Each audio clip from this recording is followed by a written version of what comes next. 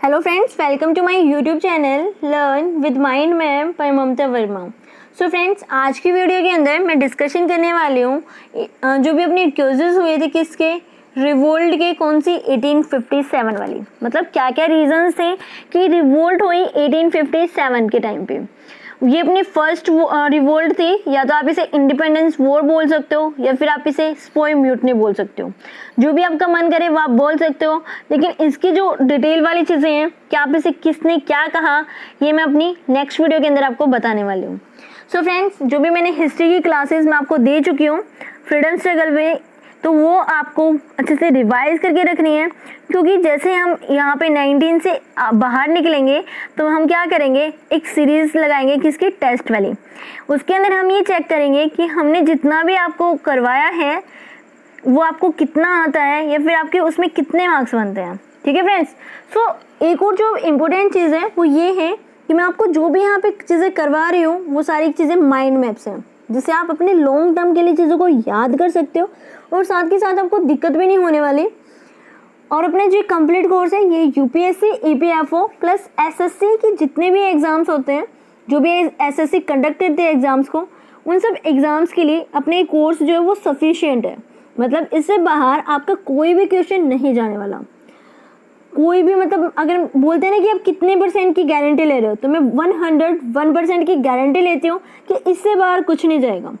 कौन से वाले चैप्टर्स के अंदर से, जो कि फ्रीडम स्ट्रगल की मैं बात कर रही हूँ। ठीक है, फ्रीडम स्ट्रगल से बाहर कुछ नहीं जाने वाला। अगर आपको कभी लगता है किसी भी पॉइंट पे, तो आप मुझे कमेंट सेक्शन के थ्रू जरूर बताना। सो फ्रेंड, डिस्कशन करते हैं क्या 1857 की रिवोल्ट होने के पीछे क्या क्या रीजंस थे, क्या क्या क्यूजेस थे। फर्स्ट ऑफ ऑल था क्या, पॉलिटिकली था, सेकंड सोशली, थर्ड रिलीजन के बारे में, फोर्थ इकोनॉमिकली, फिर लास्ट था प्रेजेंट की जो भी रिसेंट की जो भी सिचुएशंस थी। ठीक है, इन सब क्वेश्चंस के बारे में हम अपने आज की वीडियो के अंदर डिस्कशन करने वाले हैं। सो उससे पहले बात करते हैं कि डलहौजी, उससे पहले के टाइम पीरियड में, मतलब 1857 से पहले कौन था, डलहौजी था। डलहौजी क्या था, गवर्नर जनरल ऑफ इंडिया था। कब था, 1848 से 1856 तक। ये इतने टाइम पीरियड तक क्या रहता है, गवर्नर जनरल ऑफ इंडिया रहता है। लेकिन इतने टाइम में ये इतने कांड कर देता है कि जो उसका भांडा फोड़ है ना, वो किस पे आएगा, कैनिंग के ऊपर आएगा। कैनिंग एक ऐसा बंदा है जो कि last governor general of India है। याद रखना, कैनिंग के बाद जो गवर्नर जनरल ऑफ इंडिया की पोस्ट है ये खत्म हो जाती है, बिल्कुल इसको रिमूव कर दिया जाता है। ठीक है। सो अब बात करते हैं मिलिट्री क्यूजेस की। मिलिट्री क्यूजेस के अंदर क्या आते हैं, ओवरसीज डिप्लॉयमेंट। ओवरसीज डिप्लॉयमेंट का क्या समझते हो कि उस टाइम पे जो हिंदू थे ना, वो ये मानते थे कि अगर हमने समुद्र पार कर लिया तो हम क्या हो जाएंगे, हमारा धर्म भ्रष्ट हो जाएगा और हम क्या हो जाएंगे, अधर्मी बन जाएंगे। मतलब कोई भी धर्म भ्रष्ट करता है तो उसके अपोजिशन में जाएगा। सिमिलर उन्हें क्या कर दिया जाता था, जो कि ब्रिटिशर्स की मिलिट्री में इंडियंस थे, उनसे क्या करवाया जाता, समुद्र को पार करवाया जाता और उनका धर्म भ्रष्ट करवा देते। ठीक है, मतलब इंडियंस के थिंकिंग में क्या था कि उनका धर्म भ्रष्ट हो गया है। लेकिन उसके बाद एक चीज़ और थी कि जो मिलिट्री थी ब्रिटिशर्स की, उसके अंदर इंडियंस भी थे। उसके अंदर कौन थे, इंडियंस भी थे, इंडियंस के साथ साथ यहाँ पे कौन थे, ब्रिटिशर्स भी थे। ब्रिटिशर्स के साथ साथ एक और बंदे थे, कौन थे वो थे यूरोपियन। ठीक है, यूरोपियन, इंडियन और ब्रिटिशर्स, ये तीन बंदे थे कौन, इनकी ब्रिटिशर्स की आर्मी के अंदर। अब बात करते हैं फर्स्ट ऑफ ऑल इंडियंस को अपनी आर्मी के अंदर किसने अपॉइंट किया था, ये आपको कमेंट सेक्शन के अंदर आंसर करना है।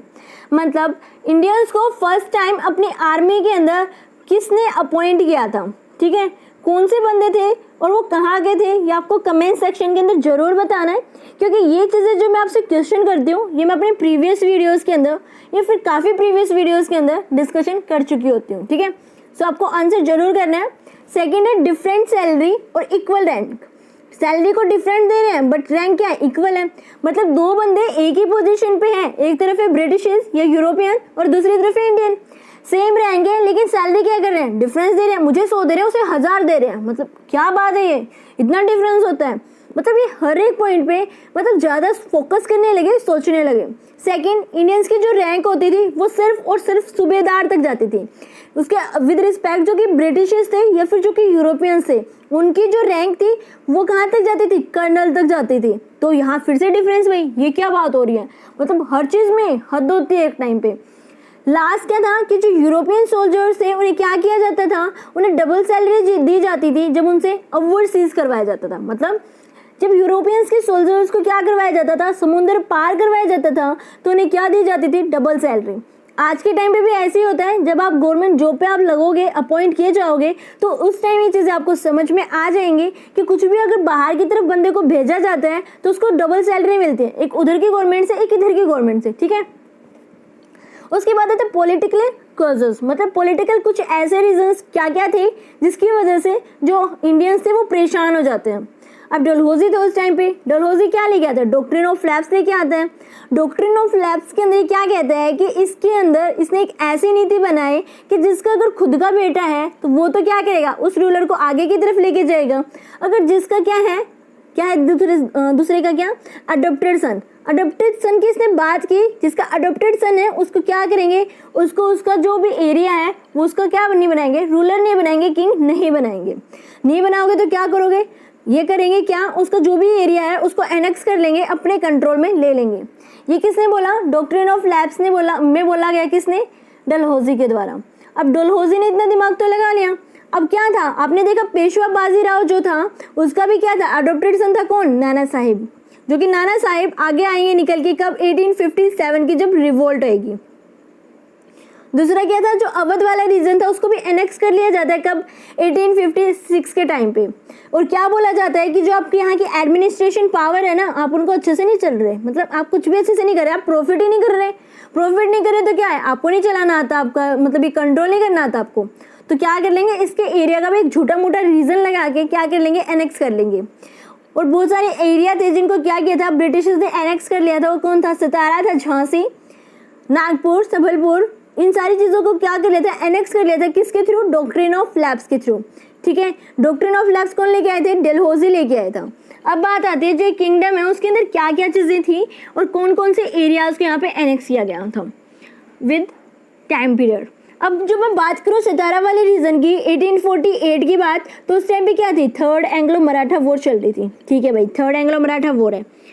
तो इसमें मराठा हार जाते और ब्रिटिशर्स जीत जाते हैं। अगर ब्रिटिशर्स जीत जाते तो क्या करते थे, किसी एक पपेट को बिठाते थे एज ए रूलर, वहाँ का रूलर करने के लिए, और उस रूलर की क्या हो जाती है, डेथ हो जाती है कब, 1839 के अंदर। तो उस रूलर का कोई तो भाई होगा ना, तो उसका एक भाई था आपा साहिब, उसका कौन था भाई, आपा साहिब था। आपा साहिब की भी डेथ हो जाती कब, 1848 के अंदर। लेकिन आपा साहिब का कोई भी बेटा ही नहीं था, क्या था, बेटा नहीं था, तो एडॉप्टेड सन होगा। अब जो वहाँ का एक बंदा था, कौन, जॉर्ज क्लर्क। इस जॉर्ज वाले नाम के एक ब्रिटिशर्स था ये, जो कि वहाँ के क्या था, एक गवर्नर अपॉइंट किया गया था। इसने क्या किया, इसने एक डलहौजी को लेटर लिखा। ये थोड़ा कंफ्यूज हो गया कि मैं क्या करूँ, मतलब किसे बनाऊँ यहाँ का रूलर और कौन संभालेगा। तो परेशान होकर लेटर लिखता है कि इसको, डलहौजी को, और कहता है कि यहाँ का जो रूलर है उसकी डेथ हो जाती है, तब करना क्या है, मतलब रूलर की डेथ हो जाती है, उसको कोई सन नहीं है, तो क्या करें। आपको अगर कोई आइडिया तो प्लीज़ मुझे हेल्प करें। तो डलहौजी क्या था, गवर्नर जनरल ऑफ इंडिया था। वो बंदा दिमाग लगाता है और क्या कहता है कि अब हम क्या करेंगे, डॉक्ट्रिन ऑफ लैप्स की एक नीति लेके आएंगे जिसके अंदर जो इनका अडॉप्टेड सन है वो अलाउ नहीं होगा रूल करने के लिए, तो उनका जो भी एरिया है उसको हम क्या कर लेंगे, एनेक्स कर लेंगे। तो यहाँ पे क्या हो जाता है, इनका एरिया एनेक्स कर लिया गया था फर्स्ट ऑफ ऑल। तो सेकेंड था सतारा जो मैं आप बता चुकी हूँ, क्या 1848 की कहानी, जिसके अंदर आज के टाइम पे क्या है, महाराष्ट्र वाला रीजन, ठीक है। तो उसके बाद क्या किया जाता है, सबलपुर वाला रीजन को अनेक्स कर लिया जाता है 1850 के अंदर। फिर उदयपुर को किया जाता है, नागपुर को 1853 के अंदर, और देन झांसी को 1854 के अंदर। ऐसे ऐसे करके पूरे के पूरे एरियाज को क्या करते जा रहे हैं, एनेक्स करते जा रहे हैं। उसके बाद क्या करते हैं, ये अवध वाले रीजन को भी एनेक्स कर लेते हैं। वहाँ के तो चल कोई नहीं, रूलर की डेथ हो जाती है, लेकिन यहाँ तो बिल्कुल ही लूट मचा दी। क्या कर दिया यहाँ पे, फरवरी 1856 के अंदर इन्होंने क्या कहा कि आप जो यहाँ की गवर्नमेंट है ना, जो यहाँ के एडमिनिस्ट्रेशन पावर है, आप वो अच्छे से नहीं चला रहे। कौन, वाजिद अली शाह, कौन थे, अवध का किंग था, अवध का कंट्रोल करने वाला रूलर था। तो अब ये कहते हैं कि आप यहाँ की जो भी गवर्नमेंट है ना, आप उसे अच्छे से नहीं चला रहे, आप कोई भी प्रॉफिट नहीं कर रहे। अब प्रॉफिट से नहीं क्या मतलब, क्योंकि जो यहाँ का किंग था, जो यहाँ का रूलर था वाजिद अली शाह, वो ट्रीटी साइन कर चुका था किसके साथ, वेल्सली के साथ। और वो ट्रीटी के अंदर क्या था कि हम क्या करेंगे, आपसे सब्सिडरी अलायंस करवा रहे हैं, और इसके अंदर जो भी आपके ऊपर अटैक करेगा हम अपनी आर्मी आपके पास रखेंगे, आपके पास छोड़ देंगे। तो आपको जो भी अटैक करता है तो वो उससे क्या करेंगे, प्रोटेक्ट करेंगे। प्लस आप हमें क्या करोगे, सब्सिडी का मतलब फ्री क्या, टैक्स फ्री, आप हमें टैक्स फ्री ट्रेड करने के लिए परमिशन दोगे। इन्होंने बोला ठीक है भाई, आप हमें प्रोटेक्ट कर रहे हो, कर लो हमारे यहाँ पे trade free, tax free trade. अगर ये टैक्स फ्री ट्रेड के लिए इसे बोल देता है तो उसके बाद क्या होगा, साथ के साथ इन्होंने इस लेटर के अंदर ये भी लिखा था कि अगर बाय चांस यहाँ पे क्या हो जाता है, आप कोई भी प्रॉफिट नहीं दे पाते हो तो क्या करेंगे, हम आपके एरिया को कैप्चर कर लेंगे, आपके मिस गवर्नमेंट या फिर आपके किसकी वजह से, आपके एडमिनिस्ट्रेटिव पावर की वीक होने की वजह से। ठीक है भाई, इन्होंने ये लगा दी, झूठा मूठा कोई भी बात बोल दी। अब ये बात आती है, जो सब्सिडरी अलायंस वाली चीज़ थी वो फर्स्ट ऑफ ऑल किसने ली थी, हैदराबाद के निज़ाम ने इसमें ट्रीटी साइन की थी, सेकंड मैसूर ने, और थर्ड थी मराठा वाले ने। इन सब ने क्या की थी, यहाँ पे इस ट्रीटी को साइन कर देते हैं और इस ट्रीटी के अकॉर्डिंग जो भी बात थी वो मैं आपको बता चुकी हूँ कि टैक्स फ्री ट्रेड करने के लिए, प्लस अपनी आर्मी को क्या कर देंगे, उनको उनके पास भेज देंगे। अगर आर्मी को उनको दे देंगे तो फर्स्ट ऑफ ऑल होगा क्या, आर्मी सारी चीज़ें जान जाएंगी, तो इनसे क्या ये बगावत भी नहीं कर सकते क्योंकि उड़ा देंगे भाई इनको, आर्मी कंट्रोल में है, वहाँ पे सारी बैठी है। अगर आर्मी बैठी तो क्या करेंगे, चुपचाप अपने एरिया को एनेक्स करवाते गए और एक तरफ निकलते गए। उसके बाद इकोनॉमिकली क्यूजेस क्या थे, इकोनॉमिकली की बात की जाए तो आपने देखा होगा फर्स्ट ऑफ ऑल क्या है, फैक्ट्री आ गई, कहाँ पे, इंडिया के अंदर फैक्ट्री आ जाती है, वो काफ़ी अच्छा माल को प्रिपेयर करने लग जाती है, जैसे कपड़ा, जैकेट वगैरह जो भी समझो, उन सबको क्या करते हैं, मशीन से प्रिपेयर करने लग जाती है। अगर मशीन से प्रिपेयर की जाती है तो हाथ की बुनी जैकेट, स्वेटर कौन डालेगा, कोई भी नहीं डालेगा। क्यों, क्योंकि उनमें फिनिशिंग नहीं होती, और मशीन वाले में क्या होता है, फिनिशिंग होती है। तो ओवरऑल देखोगे तो वहाँ पे जो आर्टिशियन है वो काफ़ी परेशान हो गए थे। और दूसरी तरफ अगर बात करें लैंड्स वाले में, लैंड्स रिफॉर्म भी काफ़ी आ चुके थे, मतलब यहाँ भी टैक्स क्या था, बढ़ता जा रहा था। तो जो आपके जितने भी आर्टिशियंस थे वो फर्स्ट ऑफ ऑल क्या करते हैं, एग्रीकल्चर की तरफ मूव कर जाते हैं। तो वहाँ फिर देखा, वहाँ फिर से लैंड्स रिफॉर्म आ जाते हैं, कहीं पर रेतवारी, कहीं पर क्या परमानेंट सेटलमेंट, तो कहीं पे क्या महलवारी, ये सारे सिस्टम्स आ जाते हैं जिसकी वजह से वो फिर परेशान हो जाते हैं। ठीक है, सेकेंड बात क्या बोली गई, वहाँ की जो क्वीन थी उसने कहा कि आप जो यहाँ के बुलियंस हैं, उस टाइम पे जो बुलियंस होते थे वो बहुत ही ज़्यादा कीमती, कोई भी धातु, कोई भी मेटल या फिर सोना चांदी कुछ इस तरह के होते थे, मतलब जिसके पास जितने ज़्यादा बुलियन वो उतनी ही ज़्यादा अमीर कंट्री होती थी। तो वहाँ की क्वीन ने कहा कि आप ये क्या कर रहे हो, मतलब अपने बुलियंस को वहाँ पे जमा करवा रहे हो और क्या कर रहे हो, सामान लेके आ रहे हो और साथ के साथ ट्रेड कर रहे हो दूसरी कंट्री से। तो बोलते ऐसा मत करो, आप कुछ ऐसा रूल निकालो कि आपके जो बुलियंस है वो भी आपके पास रहें, साथ के साथ आपका जो ट्रेड है वो भी अच्छा चलता रहे।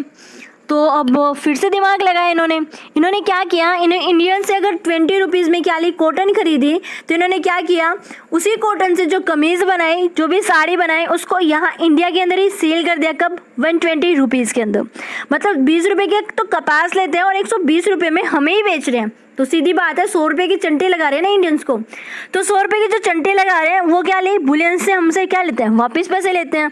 मतलब कोई भी चीज़ 20 में आपसे खरीदता है और उसका एक अच्छा सा माल प्रिपेयर करके आपको 120 रुपये में बेचता है, तो क्या हो, आपको ये चंटे लगे ना कितने की, 100 रुपये की। तो ऐसे इकोनॉमिकली वो हमें क्या कर रहे थे, ये कुछ इकोनॉमिकली कॉजेज थे जो कि इंडियंस को वीक कर रहे थे।